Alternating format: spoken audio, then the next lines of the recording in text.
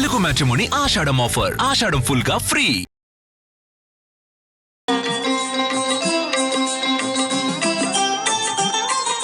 నమస్కారం. ప్రేక్షకులందరికీ తొలి ఏకాదశి పర్వదిన శుభాకాంక్షలు. ఆషాఢ మాసంలో శుక్లపక్షంలో వచ్చే ఏకాదశి తిథిని తొలి ఏకాదశి లేదా శయన ఏకాదశి అనే పేర్లతో పిలుస్తారు. దక్షిణాయనంలో వచ్చే మొట్టమొదటి పర్వదినం కాబట్టి, మొట్టమొదటి ఏకాదశి కాబట్టి దీన్ని తొలి ఏకాదశి అనే పేరుతో పిలుస్తారు.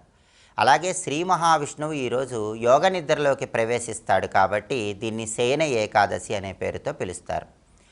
శ్రీ మహావిష్ణువు యోగ నిద్రలోకి ప్రవేశించటం అంటే అర్థం ఏంటి? ప్రాపంచిక విషయాలకు అతీతంగా ఆత్మ సాక్షాత్కారం వైపు అడుగులు వేయండి, అంతర్ముఖులవ్వండి అని మానవాళికి సందేశం ఇవ్వటమే శ్రీ మహావిష్ణువు యోగ నిద్రలోకి వెళ్ళటంలో ఉన్న అంతరార్థం. అంటే భోగస్థితి నుంచి బయటికి వచ్చి యోగ స్థితిలోకి జీవితాన్ని మార్చుకోండి అని చెప్పటమే యోగ నిద్రలోకి విష్ణువు వెళ్ళటంలో ఉన్న అంతరార్థం. అలా యోగ నిద్రలోకి ప్రవేశించే శ్రీ మహావిష్ణువు అనుగ్రహం కోసం అందరూ కూడా ఇంట్లో పూజ గదిలో దీపం పెట్టాక ఒక శ్లోకం చదువుకోవాలని మంత్రశాస్త్రంలో చెప్పారు. ఆ శ్లోకం ఏంటో ఇప్పుడు మనం చూద్దాం. త్వయి సుప్తే జగన్నాథ జగత్సుప్తం భవేదిదం విబుద్ధే త్వయి బుద్ధేత తత్సర్వం సచరాచరం. ఇది శ్లోకం. ఈ శ్లోకంలో ఉన్న అర్థం ఏంటంటే త్వయి సుప్తే జగన్నాథ జగత్సుప్తం భవేదిదం. జగన్నాథుడా నీవు నిద్రిస్తే జగత్తంతా కూడా నిద్రిస్తుంది అని అర్థం. అలాగే విబుద్ధే త్వయి బుద్ధేత తత్సర్వం సచరాచరం అంటే అర్థం ఏంటంటే నీవు మేల్కుంటేనే సకల చరాచర జగత్తు మేల్కుంటుంది అని అర్థం. అది ఈ శ్లోకంలో ఉన్న అర్థం. ఈ ఒక్క శ్లోకం చదువుకుంటే యోగ నిద్రలోకి ప్రవేశించే శ్రీ మహావిష్ణువు సంపూర్ణమైన అనుగ్రహం కలుగుతుంది.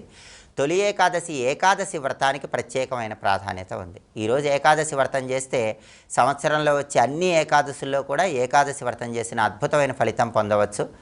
అయితే ఈ ఏకాదశి వ్రతం చేసేవాళ్ళు అనారోగ్యంతో ఉన్నవాళ్ళు కానీ, వృద్ధులు కానీ, పిల్లలు కానీ ఆహారం స్వీకరించకుండా ఉండరాదు.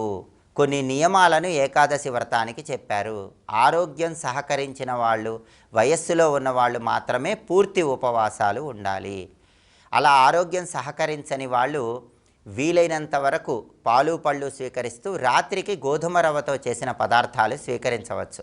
అలా చేసినా కూడా ఏకాదశి వ్రతం చేసిన అద్భుతమైన ఫలితం కలుగుతుంది. అలాగే ఈరోజు నుంచి యతీశ్వరులు చాతుర్మాస్య వ్రత దీక్ష అనే పేరుతో కొన్ని ప్రత్యేకమైన నియమాలు పాటిస్తూ ఉంటారు. అయితే ఈ చాతుర్మాస్య దీక్ష అనేది కేవలం యతులు మాత్రమే చేయాలన్న నియమం లేదు. గృహస్థాశ్రమంలో ఉన్నవాళ్ళు కూడా ఈ చాతుర్మాస్య వ్రతాన్ని ఆచరించుకోవచ్చు.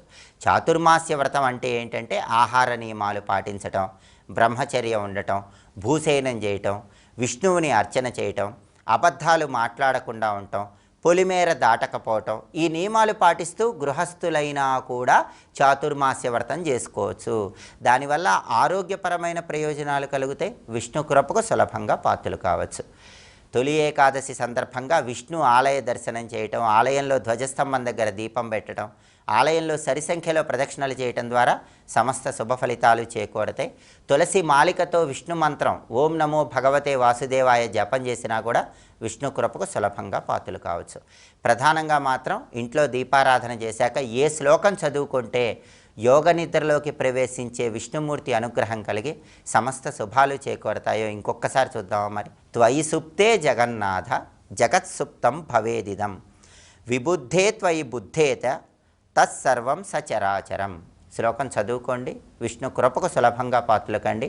మరొక్కసారి ప్రేక్షకులందరికీ తొలి ఏకాదశి పర్వదిన శుభాకాంక్షలు తెలియజేస్తూ సర్వే జనాః సుఖినో భవంతు. స్వస్తి.